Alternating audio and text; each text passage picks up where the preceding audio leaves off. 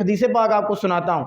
پیارے آقا صلی اللہ تعالیٰ علیہ وسلم نے ارشاد فرمایا، حضرت عبداللہ بن عمر رضی اللہ تعالیٰ عنہ اس کے راوی ہیں، کہتے ہیں نبی پاک صلی اللہ علیہ وسلم ہماری طرف متوجہ ہوئے اور پیارے آقا صلی اللہ علیہ وسلم نے ارشاد فرمایا، اے مہاجرین،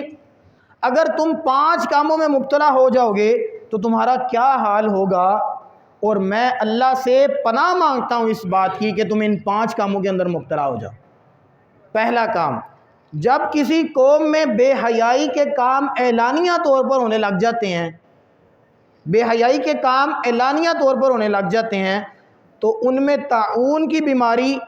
اور ایسی بیماریاں عام ہو جاتی ہیں جن کا نام پہلے کبھی سنا نہیں گیا ہوتا۔ اللہ اکبر، اندازہ کریں کس نے کرونا کا نام پہلے سنا تھا، دیگر بیماریاں، ڈینگی، کس نے نام سنا تھا؟ کسی نے نہیں سنا تھا۔ اب ہمیں غور کرنے کی ضرورت ہے،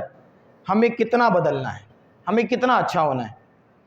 پیارے آقا صلی اللہ تعالی علیہ وسلم مزید فرماتے ہیں دوسرے نمبر پر، پیارے آقا صلی اللہ تعالی علیہ وسلم نے ارشاد فرمایا، جب کوئی قوم ناپ تول میں کمی کرنا شروع کر دیتی ہے تو اللہ تبارک و تعالی اس پر قحط اور مصیبتوں کو نازل فرمانا شروع کر دیتا ہے اور اس پر ظالم بادشاہوں کو مقرر کر دیتا ہے۔ تیسرا کام، جب کوئی قوم زکوٰۃ دینا چھوڑ دیتی ہے تو اللہ تبارک و تعالی بارش کو روک دیتا ہے۔ اور آگے محبوب کریم صلی اللہ علیہ وسلم نے ارشاد فرمایا، اگر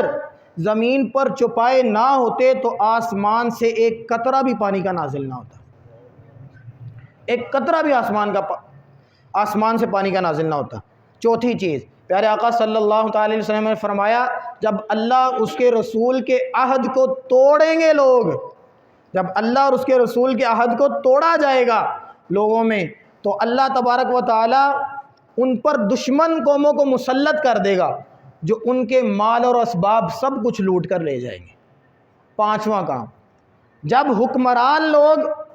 اللہ کے قانون کو چھوڑ کر دوسروں کے قانون کو نافذ کریں گے اور اللہ تبارک و تعالی اور اس کے رسول کے احکامات کو چھوڑ کر کچھ احکامات پر عمل کریں گے، کچھ احکامات کو چھوڑ دیں گے، تو اللہ تبارک و تعالی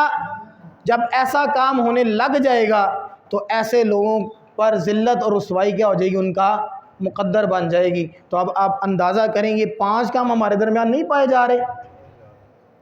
کہ نہیں پائے جا رہے؟ تو لہذا آج کی اس محفل میں، آج کی اس بزم میں ہم سب نے یہ عہد کر کے اٹھنا ہے، میرے اندر جو خامی ہے میں ان خامیوں کو دور کروں گا اور اپنی زندگی کو اللہ اور اس کے رسول کے احکامات کے مطابق عمل کرنے کی کوشش کروں گا انشاءاللہ عز و جل۔ وآخر دعوایا ان الحمد للہ رب العالمین۔